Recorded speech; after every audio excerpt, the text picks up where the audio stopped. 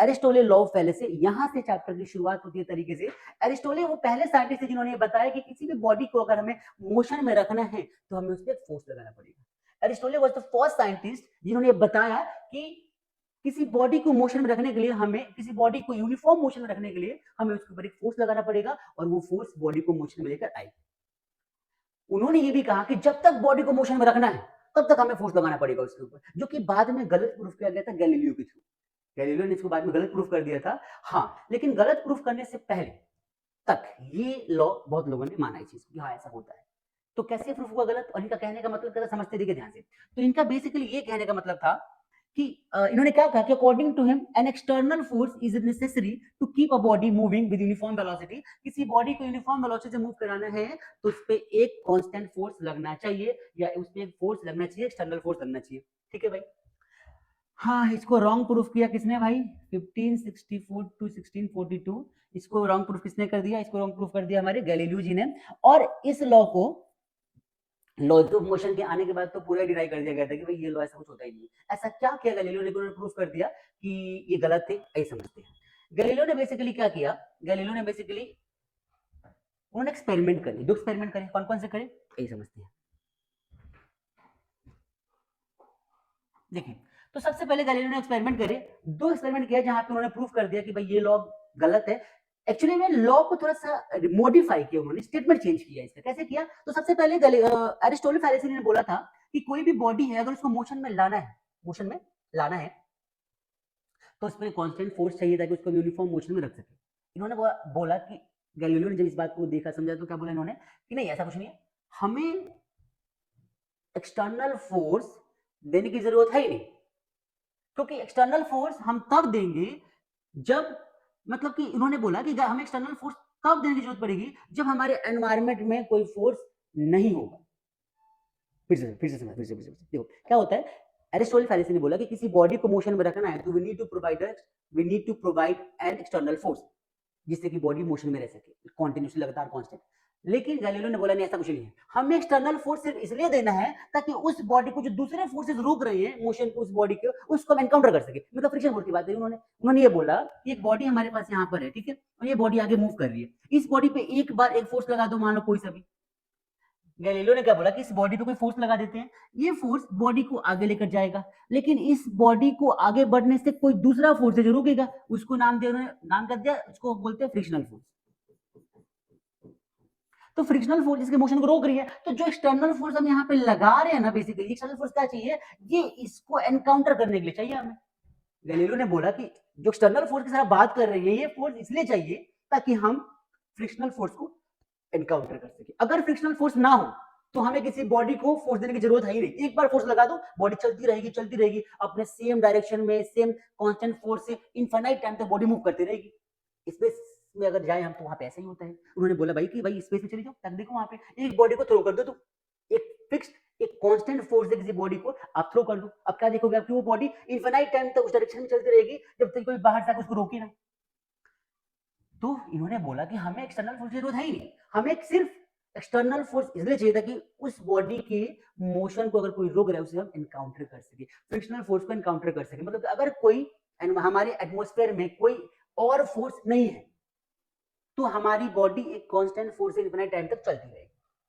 आई बात समझ में? तो ये कॉन्सेप्ट दिया किसने, ये कॉन्सेप्ट दिया गैलीलियो ने। उन्होंने इसको प्रूव करने के लिए कुछ एक्सपेरिमेंट्स परफॉर्म करे, दो एक्सपेरिमेंट किया था। तो पहला एक्सपेरिमेंट क्या था देखते एक बार ध्यान से। आइए, उन्होंने जो एक्सपेरिमेंट किया उस एक्सपेरिमेंट में ये था कि भाई पहले उन्होंने क्या किया कि सिंगल इंक्लाइन प्लेन का एक्सपेरिमेंट किया। उसमें यह था कि भाई एक इंक्लाइन प्लेन बनाया उन्होंने, ऐसा बनाया, दूसरा भी ऐसा ही बनाया भाई, और तीसरा प्लेन बनाया। क्या तक समझते हैं भाई? उन्होंने एक बॉल को यहां से लिया, छोड़ दिया, बॉल यहां से नीचे आ रहा है, नीचे आ रहा है, यहां तक आ रहा है, तो देखा कि स्पीड बॉल की क्या हो रही है, इंक्रीज हो रही है। स्पीड क्या हो रही है बॉल की, इंक्रीज हो रही है। ठीक है भाई। फिर उन्होंने एक बॉल को यहां रखा, इस पे फोर्स लगाया ऊपर की तरफ। क्या सोचा इन्होंने सोचा कि भाई इस बार बॉल को हम ऊपर की तरफ क्या करते हैं, ऐसे थ्रो करते हैं। तो उन्होंने यहाँ पे फोर्स लगाया ऊपर की तरफ, तो बॉल ऊपर गया। यहाँ पे क्या देखा उन्होंने देखा कि स्पीड जो है बॉडी क्या हो रही है, डिक्रीज हो रही है बॉल की। तो उन्होंने सोचा कि यार चलो ये बात तो समझ में आ रही है कि यहाँ पे इंक्लाइंड ग्रेविटी खींच रही है तो फोर्स इंक्रीज हो रहा होगा, एक्सेलरेशन बढ़ रहा है। यहाँ पे ऊपर जाना पड़ रहा है, ग्रेविटी के अगेंस्ट जाना पड़ रहा है, तो हो सकता है एक्सेलरेशन डिक्रीज हो रहा है। फिर उन्होंने यहाँ पे एक बॉडी रखा और एक यहाँ पे छोटा सा फोर्स लगा दिया। क्या किया उन्होंने क्या किया,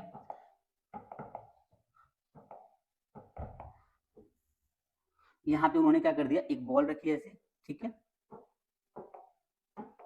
और यहाँ पे बॉल को रखने के बाद उन्होंने क्या कर दिया, उन्होंने यहाँ पे बॉल रखने के बाद यहाँ पे एक फोर्स लगा दिया ऐसे,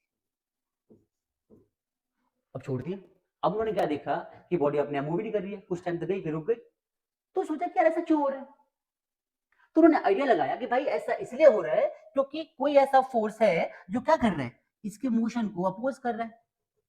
तो उन्होंने बोला कि फ्रिक्शनल फोर्स है जो इसके मोशन को अपोज कर रहा है, तो इसी फ्रिक्शनल फोर्स को हमें एनकाउंटर करने के लिए एक्सटर्नल फोर्स बार बार लगाना पड़ेगा जब तक फ्रिक्शनल फोर्स है। अगर फ्रिक्शनल फोर्स ना हो तो क्या होगा, एक फोर्स लगा के छोड़ दो, एक बॉल को किक करो और छोड़ दो, या फिर एक बॉल को थ्रो करो और छोड़ दो, फिर क्या देखेंगे आप, फिर आप ये देखेंगे वो बॉल इनफाइनाइट टाइम तक चलते जा रहा है अपने डायरेक्शन में और फिक्स डायरेक्शन में बॉडी जाई जा रही है। तो उन्होंने इस चीज को प्रूव कर दिया कि सर हमें जो फोर्स चाहिए वो फोर्स इसलिए नहीं चाहिए कि हम क्या कर सके, हम एक बॉडी को मोशन में रख सके, नहीं, हमें फोर्स इसलिए लगाना पड़ेगा ताकि हम एक्सटर्नल जो फोर्स लग रहा है इस बॉडी को रोकने वाला उसको एनकाउंटर कर सके। फिर उन्होंने एक और एक्सपेरिमेंट किया, डबल इंक्लाइंड प्लेन को क्या किया उन्होंने, ऐसे इंक्लाइंड प्लेन बनाया, इस बार थोड़ा सा इंक्लाइन कर दिया, और तीसरे वाले में तो कुछ ज्यादा ही अच्छा कर दिया इन्होंने, ऐसे। अब क्या किया इन्होंने, समझना पूरी बात, तो इन्होंने क्या किया, एक बॉल को लिया यहाँ पे और बॉल को लेके यहाँ पे छोड़ा, बॉल यहाँ पे ऐसे आया, ऐसे आया, ऐसे आया, ऐसे ऐसे ऐसे, और जैसे मान लो इसकी हाइट हमारी कितनी थी, इसकी हाइट मान लो h थी, तो इसकी हाइट उन्होंने क्या रखी, सेम रखी, तो बॉल यहाँ से नीचे आया, ठीक है, ऐसे, और यहाँ पे h हाइट तक दोबारा गया, h हाइट तक ना जाके थोड़ा कम ही गया होगा, फ्रिक्शन ने उसको रोका होगा, तो h हाइट तक गया, तो बॉल यहाँ से नीचे आता है और अपने सेम हाइट को गेन करने के लिए यहाँ तक जाता है। फिर अगली बार उन्होंने क्या बोला कि इसकी हाइट तो मान लो h रखी उन्होंने, ठीक है, और इसकी थोड़ी सी हाइट बढ़ा दी उन्होंने। अब यहाँ से एक बॉल को छोड़ा, बॉल यहाँ से नीचे आ रहा है, बॉल यहाँ से ऐसे ऊपर जा रहा है, अपने सेम हाइट को अटेन करना चाह रहा है बॉल, ठीक है। तीसरा केस उन्होंने यहाँ पे बॉल को रखा और इस नीचे बॉल ऐसे, तो उन्होंने सोचा कि बॉल यहाँ से आके, बॉल यहाँ से क्या भाई इनफाइनाइट टाइम तक चलता रहेगा अपने हाइट को, सेम हाइट को गेन करने के लिए बॉल चलता रहेगा, लेकिन ऐसा नहीं हुआ क्योंकि भाई फ्रिक्शन फोर्स था जो इसको रोक रहा था। तो बेसिकली उन्होंने प्रूव कर दिया कि फ्रिक्शनल फोर्स को एनकाउंटर करने के लिए हमें क्या करना पड़ता है, एक्सटर्नल फोर्स लगाना पड़ता है। अच्छा, इसी के साथ उन्होंने कॉन्सेप्ट इंट्रोड्यूस किया, कॉन्सेप्ट का नाम क्या था, ध्यान से देखो, उन्होंने क्या कॉन्सेप्ट इंट्रोड्यूस किया, तो इन्होंने एक नया कॉन्सेप्ट इंट्रोड्यूस किया जिसका नाम क्या था, इसका नाम था लॉ ऑफ इनर्शिया। इन्होंने पहली बार लॉ ऑफ इनर्शिया को यहाँ पे इंट्रोड्यूस किया और बताया कि लॉ ऑफ इनर्शिया बेसिकली होता क्या है।